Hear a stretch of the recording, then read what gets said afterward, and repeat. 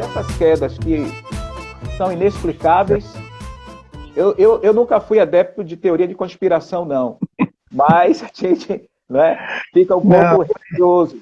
Mas, de qualquer forma, pode prosseguir. E se houver a queda, nós vamos continuar no outro formato. Pronto, a gente encaminha essa outra alternativa que você está colocando. Perfeito. Pronto, querido. Então, isso, né? A gente estava falando da questão da agroecologia, né? Que ela dá suporte a essas comunidades, né? E o termo agroecologia, né? Ela surge nos anos 30, no entanto, nesse conceito que a gente fala enquanto uma ciência, né? Que dá uma abordagem, na realidade, para a agricultura que contrapõe, né, a agricultura, vamos dizer, convencional, né, ou industrial. Então, ela surge nos anos 80. E a partir dela que eu me engajo quando surge e vem um primeiro livro, que é um livro de Miguel Altieri, que é uma das grandes referências que popularizou essa ciência no mundo, especialmente no Brasil, é um chileno, né? Trabalha em Berkeley, nos Estados Unidos, e ele publicou esse livro. A gente tem esse livro aí, é um livro básico, né, que falava justamente sobre isso. Antes disso, a gente chamava agriculturas alternativas. E como a gente estava falando das comunidades tradicionais e saberes, então, a primeira parte desse livro, para mim, ele me inspirou porque trouxe justamente o quê? A parte da agricultura que era processada nesses territórios das comunidades tradicionais em várias partes do mundo, mostrando a eficiência dessa ambiental, social, econômica, né, dessas formas de se fazer agricultura. E aí, a partir desse campo que foi estudado, é que essa ciência vem com contribuições de várias áreas, né, da agronomia, da antropologia, da sociologia, do direito, de várias áreas que vão se somando para compor, e o objeto de estudo da agroecologia são os agroecossistemas. E os agroecossistemas, eles podem ser os mais complexos, os mais simplificados. Os mais simplificados são os monocultivos, que não é o objeto de trabalho da agroecologia como um todo, que em geral a gente trabalha com agroecossistemas mais complexos, que são normalmente esses agroecossistemas gestados, feito nessas comunidades tradicionais. E aí, quando eu estudei, fiz o meu mestrado, eu trabalhei em umas comunidades em São Miguel das Matas, em que o pessoal, em 1 hectare, por exemplo, tinha em torno de 100 espécies diferentes trabalhando, né? E sabiam identificar aquelas espécies e tudo mais, que são os quintais agroflorestais, que é uma tecnologia de quem?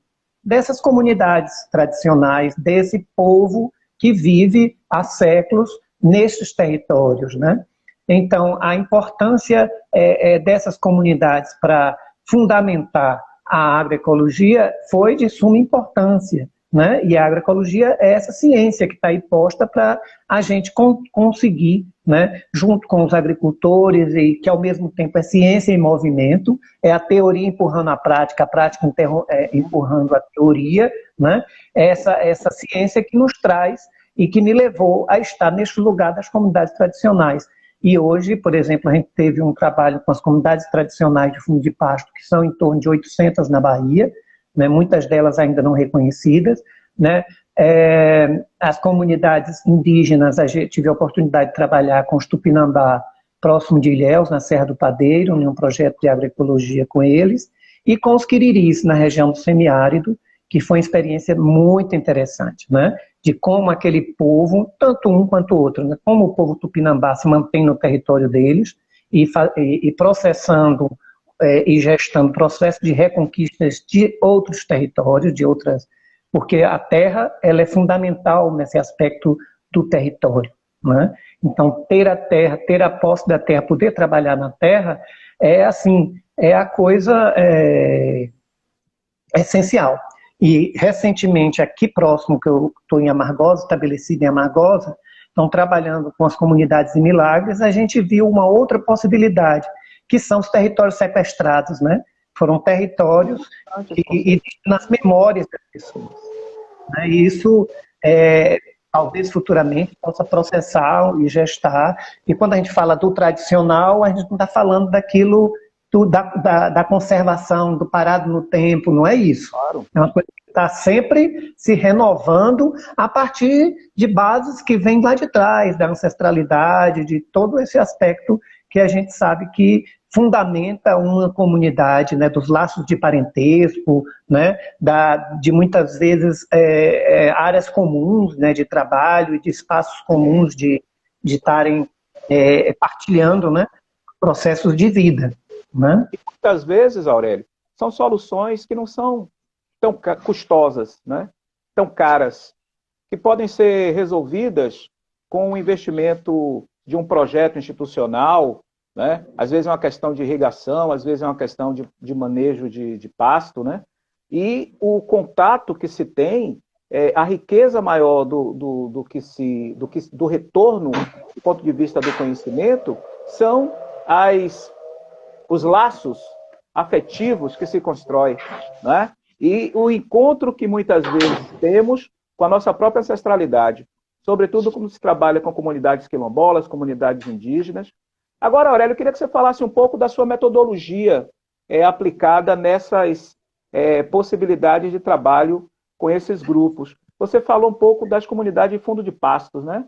E como Exato. elas vêm sobrevivendo à questão da limitação dos seus terrenos. Muitas vezes você tem ao lado uma grande propriedade, é um empreendimento, muitas vezes, de natureza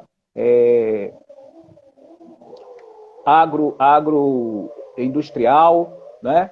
E imagino que é uma luta cotidiana para que essas comunidades possam resistir à própria fixação no território, né? Então, fala um pouco dessa sua metodologia, das pesquisas que você tem aplicado aí. Primeiro é esse aspecto, né, das comunidades tradicionais de fundo de pasto, são comunidades endógenas da Bahia, elas só existem na Bahia, né? Eles partilham espaços de criatório comum, né, espaços comuns de criatório, né, em geral caprinos e ovinos, isso nas comunidades de fundo de pasto, e nas comunidades de fecho de pasto, que são em áreas normalmente de gerais, onde tem um índice pluviométrico maior, cria, em geral, gado, né, o gado bovino. Né? Então, são comunidades que partilham esses espaços coletivos de criação, né, e também tem áreas de plantios e tudo mais. A metodologia básica de trabalho com esse pessoal é baseada no diálogo, né? Eu acho que as leituras de Paulo Freire foram assim, fundamentais para estar junto com essas comunidades, né? Compreender a decolonialidade, essa coisa toda é super importante, né? A gente ter esses fundamentos para estar junto desse povo mesmo. E aí existem metodologias como do campesino, né? O próprio camponês, ensinar o camponês como desenvolve determinadas técnicas, né? Como é que eles fazem para selecionar as sementes que plantam, né? Porque nessas comunidades a riqueza que se tem de recursos, tanto vegetais como animais, que são as sementes crioulas e os animais de raças crioulas, é uma coisa assim fundante, que eu acho que o IFE baiano tem que assim, se debruçar sobre isso, porque hoje, por exemplo, se a gente pega o cenário da Bahia, a gente não tem mais empresa estadual de pesquisa, a gente só tem uma empresa que é a Embrapa, né? E que muitas vezes a gente tem técnicos lá que trabalham, que tem sensibilidade com essa questão, mas tem muitos também que não faz parte, muitas vezes, da tendência, vamos dizer, majoritária dentro da empresa ou mesmo dentro de outras estruturas. Mas nós, como trabalhamos com educação, ciência e tecnologia, eu vejo assim, a importância da gente ajudar nesse processo de resistência secular que essas comunidades têm. E aí, como a gente tem, por exemplo, empreendimentos grandes da atividade minerária que estão nestes territórios, muitas vezes invadindo esses territórios, né? E a gente tem outras ameaças, né? O próprio modo de vida hoje em dia que a gente leva, e que chega lá e que ele é hegemônico, ele ajuda a deteriorar determinados processos.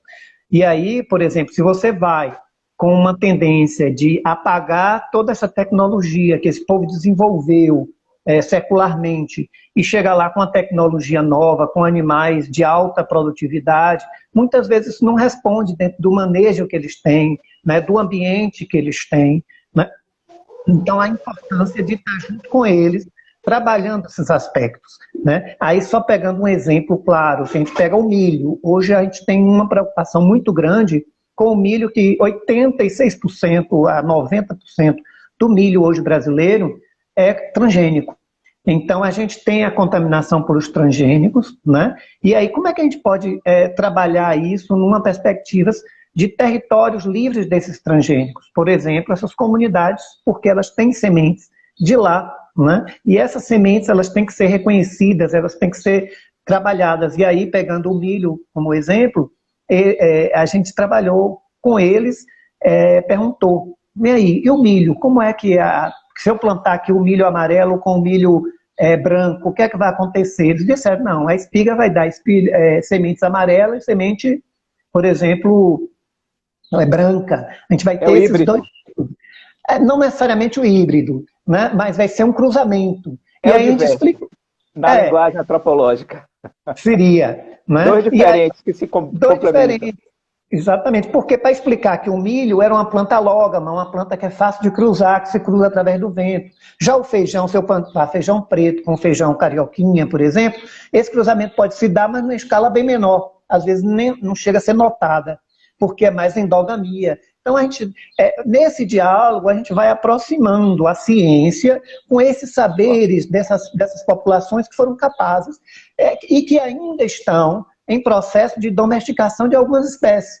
Por exemplo, com os quiriris, a gente encontrou lá um inhame, que chama inhame do raso, inhame da caatinga, né? Que eles estavam pegando no mato e começando a produzir. Isso é um processo de quê?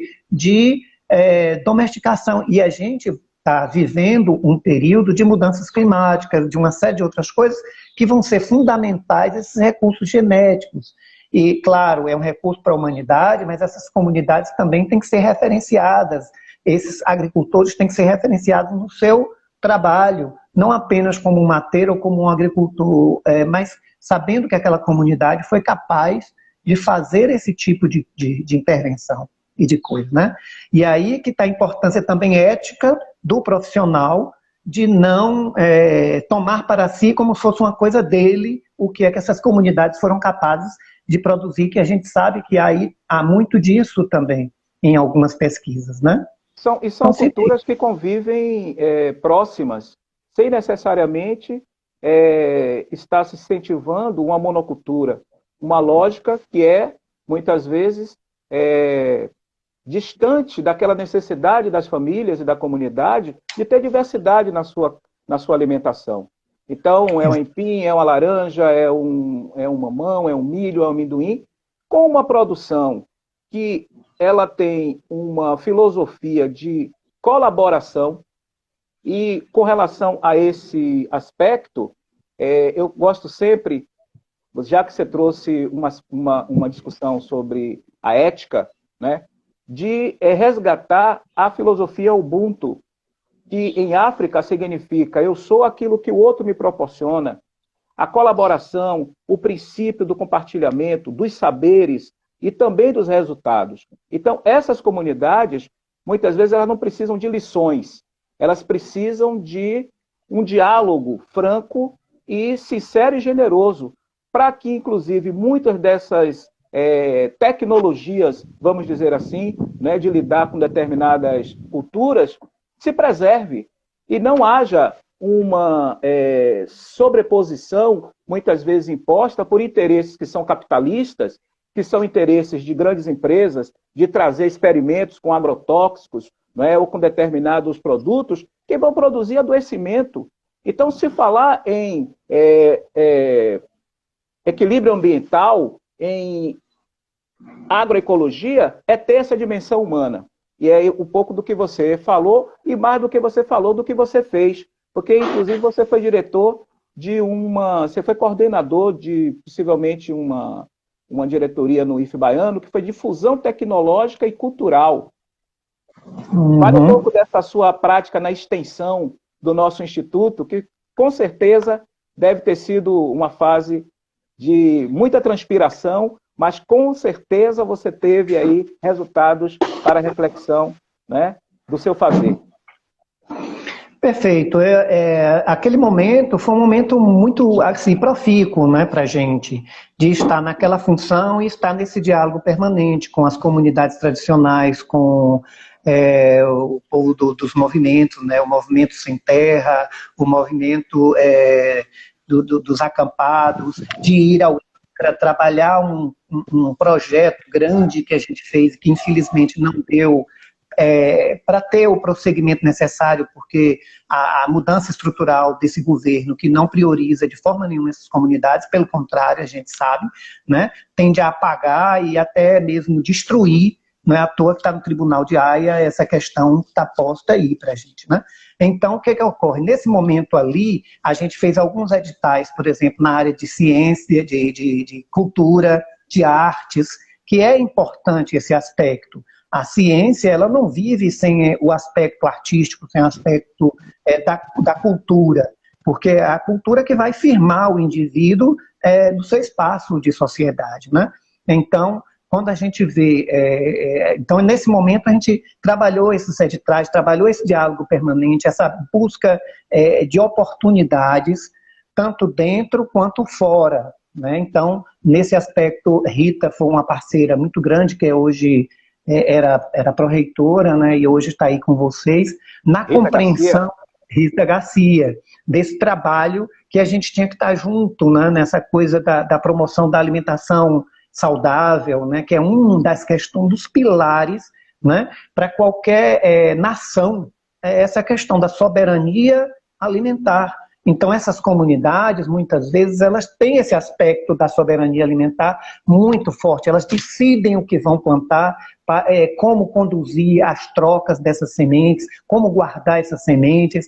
Então, tanto que a gente chega nas comunidades e às vezes pergunta, tem aqui semente crioula? O pessoal, não, a gente não conhece semente crioula. Depois que a gente vai conversando, é a semente dos antigos, é a semente que o pessoal trabalhava. Então, isso aí, por exemplo, quando a gente fazia um edital para a agroecologia, aquilo para a gente era fundante no nosso trabalho, né? Que era justamente dar esse apoio necessário para a aproximação e o diálogo permanente entre uma estrutura que a gente tem pública para servir principalmente aqueles que mais precisam, né, e estar nesse diálogo.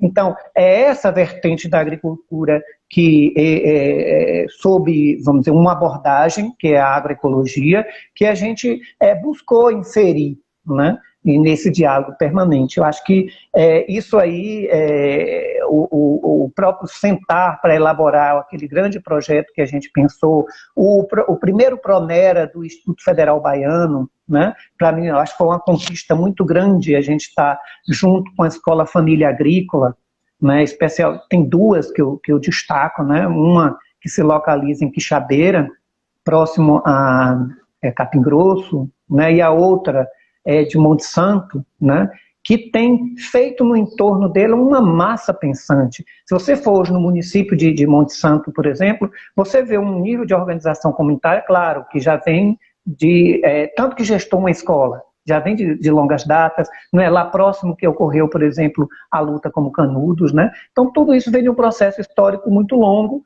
e você vai hoje, você vê o pessoal trabalhando com as espécies xerófilas, que é o grupo que a gente tem hoje, né? Trabalhando, são as plantas amigas do seco. Então, quando a gente falou dessa... Você lidera um grupo de pesquisa com esse perfil, né? De trabalho com esse tipo de plantas.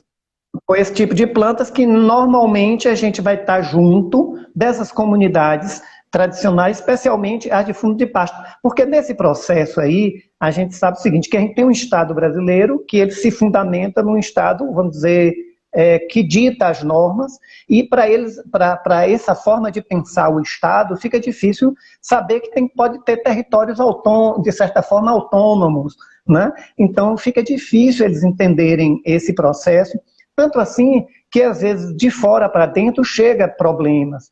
Tem muitas comunidades de fundo de pasto que são comunidades quilombolas, né? E tem muitas comunidades quilombolas que são comunidades de fundo de pasto. Então eles têm um jeito de viver que caracteriza uma coisa e outra, principalmente se eu for olhar aqui no município próximo a Bonfim, né? Aquele município próximo a Bonfim, que a gente tem 50% dos alunos lá do IF Baiano de Bonfim, vem de lá. Então, naquele município, Campo Formoso, né, tem essa luta da questão minerária, das comunidades de fundo de pasto, ao mesmo tempo quilombola, porque até nisso o Estado fica difícil. Eles reconhecem o território quilombola, vamos dizer, reconhecem o território indígena, mas não reconhecem o território propriamente dito, vamos dizer, fundo de pasto. Porque na Constituição Baiana, ela confere a essas comunidades, a uma associação, o direito de usar por 99 anos, quer dizer, comunidades que já existem há 300 anos. Entraves então, burocráticos, e muitas vezes marcos legais que sofremos ainda a descontinuidade, né, de muitos desses projetos exitosos, mas que com mudanças de governo se perde muito, porque tudo se altera. Aurélio, querido, eu quero agradecer a sua gentil paciência, primeiramente, para sobreviver a tamanhas, né, quedas da live, mas eu acho que nesse último momento aí, esse último trecho, nós conseguimos, né, dar conta dos tópicos, né, que, acredito, estamos agora abrindo uma discussão. Espero que logo que tudo isso passe, você possa estar presente lá para a gente fazer uma discussão no nosso campus, tá? Dentro de um simpósio, de um seminário, GEMAS, NEAB, a própria coordenação de pesquisa, de extensão. Quero agradecer e vou lhe dar gentilmente aí um tempo para você fazer as suas considerações finais. Como nós perdemos no início a leitura das suas credenciais, eu só quero deixar aqui registrado, porque isso vai ficar gravado. Nós estamos conversando com o professor Aurélio José Antunes de Carvalho, que é professor do IF Baiano, do campus Santo Inês. Ele é graduado em Química, graduado em Agronomia, licenciado em Química, mestre em Ciências Agrárias e doutor em Ciências Agrárias, tá, também. Então, esse tema foi, obviamente, sugerido no nosso simpósio para que a gente possa aproximar ciência e saberes na construção de um conhecimento sustentável. E sustentabilidade é isso. Aurélio, querido, eu deixo aqui um forte abraço, agradecendo em nome de toda a comunidade do nosso campus, agradecer a audiência dos colegas que estiveram aqui, tá? Muitos colegas passaram, mas eu não consegui registrar e guardar na memória, porque as letrinhas passam rápido, mas todos que tiveram a paciência de ficar até o final, tá? Especialmente a esse ponto de aproximação nossa, que foi o Alisson Jadavi, né? Que esteve por aqui, e deixar um forte abraço para todos. Dizer que precisamos ainda nos preservar, nesse momento ainda, ficar bem, ficar em segurança, mas com a confiança de que logo estaremos próximos para dar um abraço caloroso em cada um, né, de vocês que estiveram aqui. Vamos dar prosseguimento ao nosso simpósio e, Aurélio, querido, pode fazer as considerações finais. Forte abraço. Primeiro agradecer a você e que está representando aí nesse momento no simpósio, né?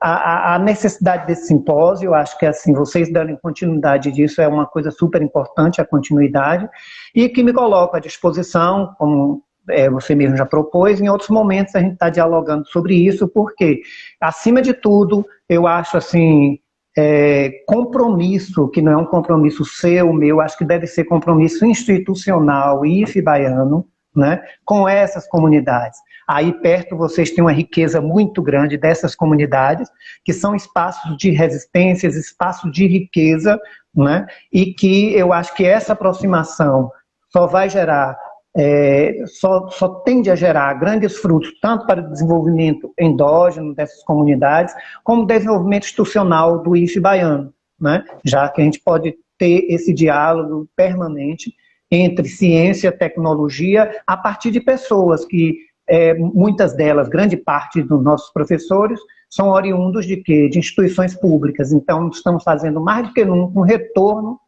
daquilo que a sociedade nos fez estar aqui. E esse retorno, eu acredito, tem que ser da melhor forma, né? Evitando aquela forma de agir, muitas vezes, da nossa ciência, achar que está superior aos saberes existentes nas comunidades. São formas diferentes de conhecimento que devem ter o diálogo para a gente poder construir um conhecimento maior ainda. Então, nesse sentido, só tenho a agradecer vocês e faço votos de um bom simpósio, né, que todo mundo com saúde, que se cuide e que procure ter a melhor alimentação possível, porque é uma das coisas importantes, né? Sem esquecer a necessidade do sol, que é a vitamina D que a gente precisa para ter mais imunidade, né? Com frente a essas coisas todas, que cada dia mais essas pandemias estarão mais na ordem do nosso dia, em função dessas mudanças climáticas e da devastação que a gente vê. E aí esse tipo de agricultura que a gente está falando e propondo, justamente é para fazer frente a isso, é para produzir alimento para o povo, né? E ao mesmo tempo conservar as águas, o ambiente, o solo, o clima e por aí se vai. E a cultura, né? Muito obrigado e até a próxima. Forte abraço.